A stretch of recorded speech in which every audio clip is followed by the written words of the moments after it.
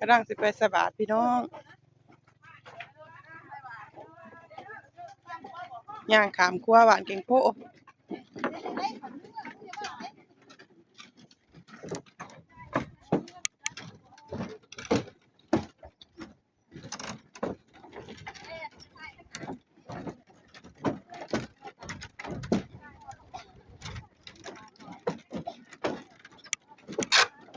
ไปน้ำเสะ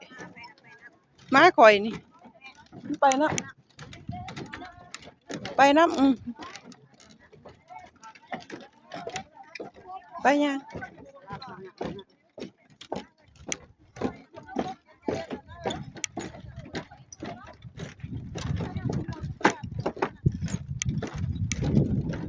เรือเด่นก็เต็มอยู่เนาะ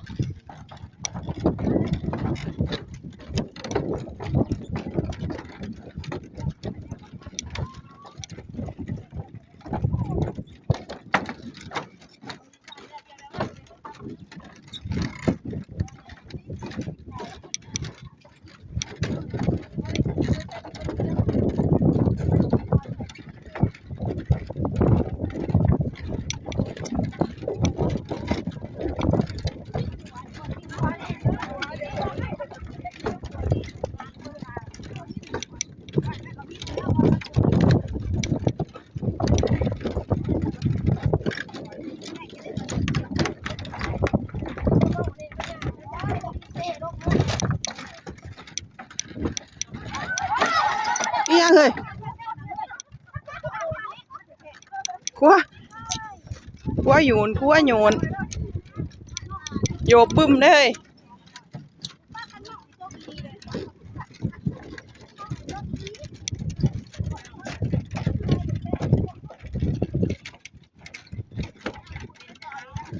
ไปใส่บาตรแกงโพพี่น้องเป็นเฮ็ดบุญข้าวจี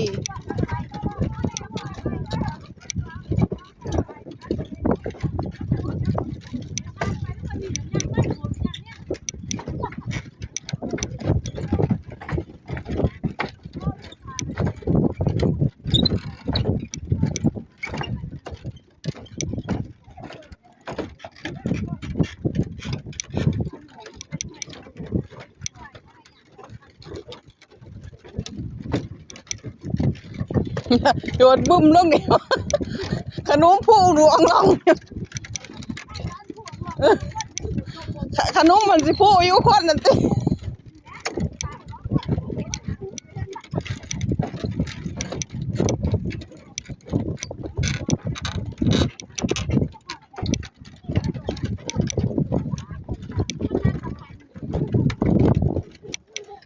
มีกับไปนะ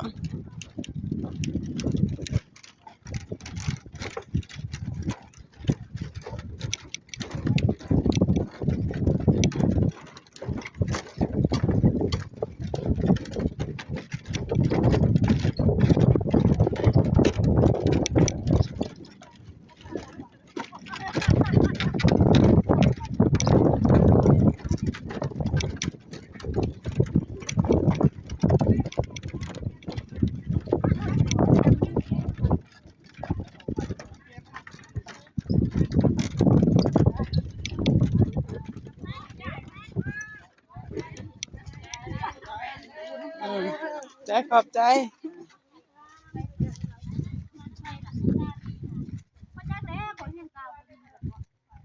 มาเด้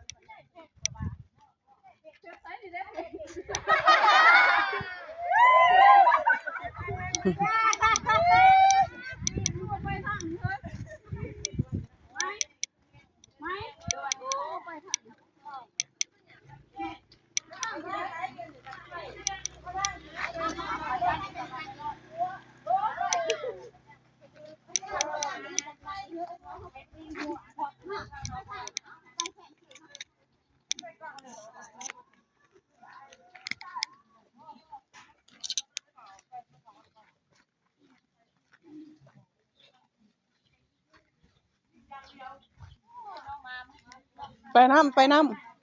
ไอ้มียกไปน้ำ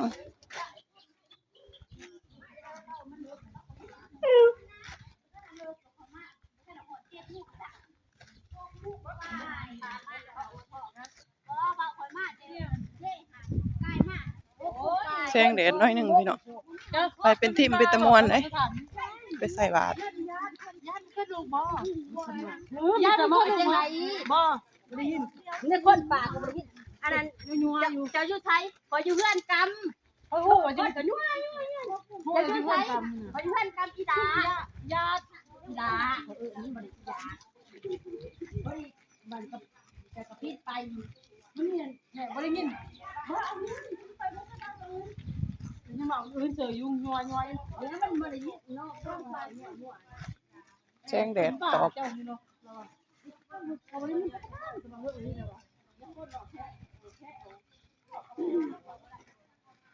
หอดแกงโพเลยพี่น้อง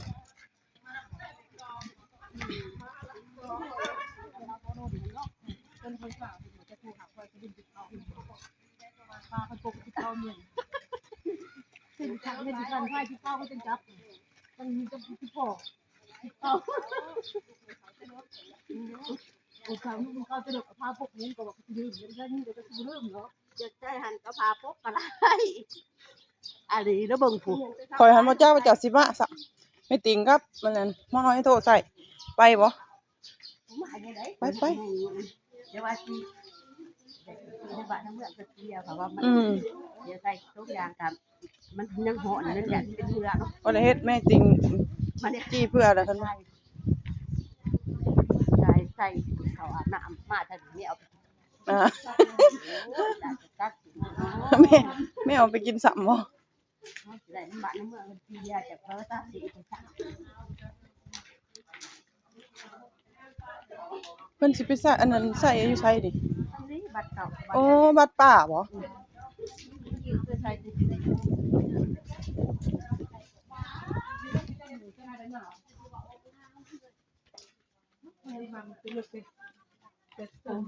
แต่ห้ามฝ่าอันนี้เขาอย่าห้ามหน้าหัวอย่าห้ามฝ่า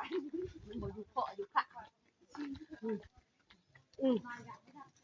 มัดแอววะเขาเจ้างาม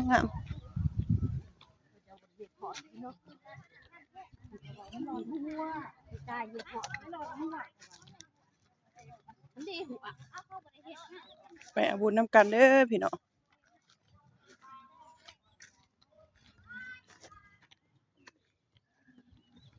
บ่เคยมาจักเทื่อนะหาวัดป่า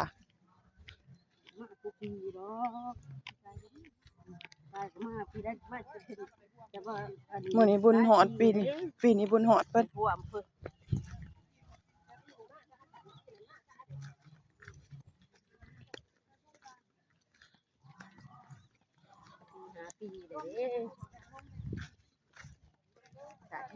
เขาจะทำนี่บ่ไปเขาจะทำนี่บ่งามเนาะเขาจะเนาะเขาจะเฮ็ดน้อยเดียวเนาะพี่กายเ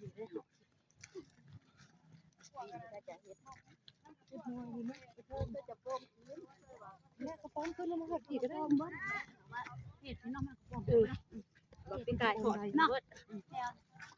เฮ็ดแค่รูปกันเนาะแบบนี้เลย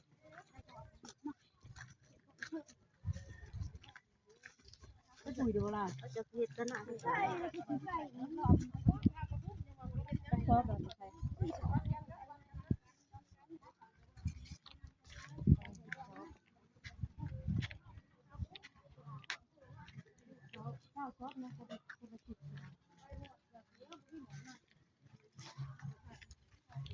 วันที่เอาใส่เราที่เอาลงมาเป็นเด็กกับเด็ก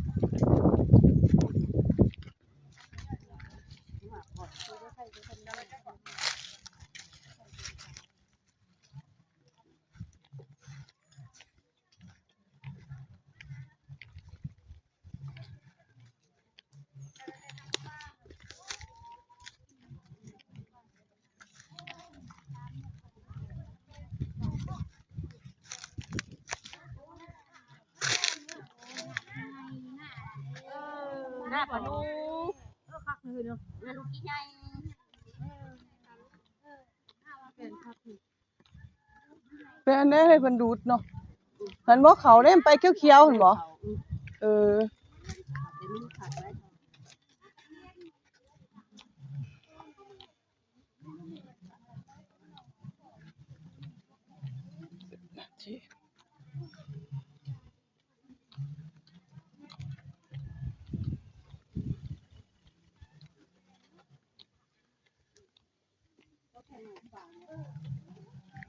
บ้านน้ำอันนั้นมันสิบ่ไปบ่ดีเนาะน่ะแท้มันสิบ่ทางไปอยู่บ่เข้าใส่ได้ยังไงหั่นใส่ได้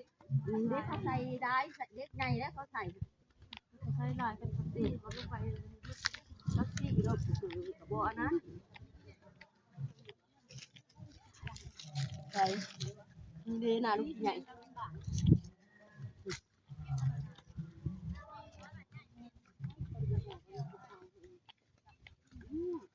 ไล่ชดเห็นปากเห็นปี ปากแล้วมันจะปากแล้วเด้ ย่างนี่ได้ปากกอดไว้กระเบาตบเนาะโอ้ไปใส่บาตรป้าเด้อ เมาแล้วเด้ เอาบุญเอากิน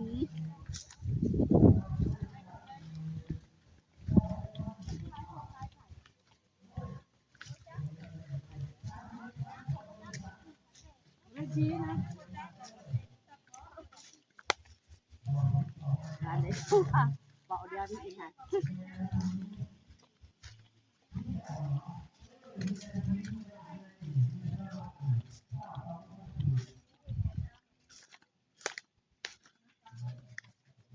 ไก่น้อยเนาะ เขาหมุนหมด ไก่สิฮอดเด้อพี่น้อง ไก่จะได้เดี๋ยวมันโตแกนหอด บ่เคยมาจากเทื่อบ่เห็นโอ้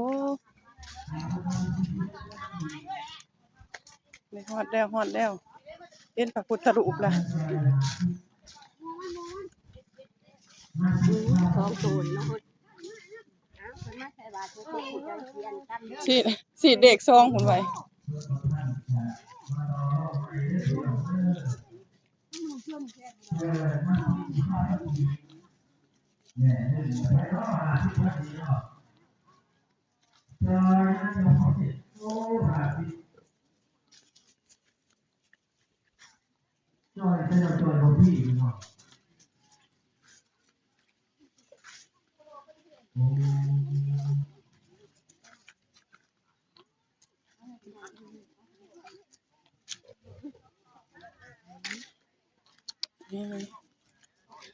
มาวันนี้จะดูแลบาดสำนักเอาขันมาเป็นขึ้นไปเนี่ยขันมาเป็นขึ้นไปพุทธรูปเอาคนเด้อไปพุทธรูปเอาแล้วอะไรจะพยายามดูต้นคนสิต้นปลูกต้นหญ้าต่อพี่น้องดูต้นเอาบุญได้อะไรจะดูต้นเอาบุญนับกันพี่น้องเนาะมื้อนี้เป็นบุญหลายสายยาว มันได้ บุญหลายสายเกลือสิได้มาบอกมาเพียนสิได้พบกันทุกปีหยัด3เพลงนางนวลรู้เท่าไหร่25,000กีบนะครับแต่เด้อพอรู้นางนวล ใส่ให้เขา พอรู้กับแม่นวลเนาะพอรู้เพราะว่านางนวลโอ้ยเว้าจังได๋วะเว้ากำลังใจให้ผู้เป็นผัวพอรู้ดิเพราะว่าใหญ่แล้วได้เฒ่าแน่นะนางนวลยังน้อยๆได้นางนวล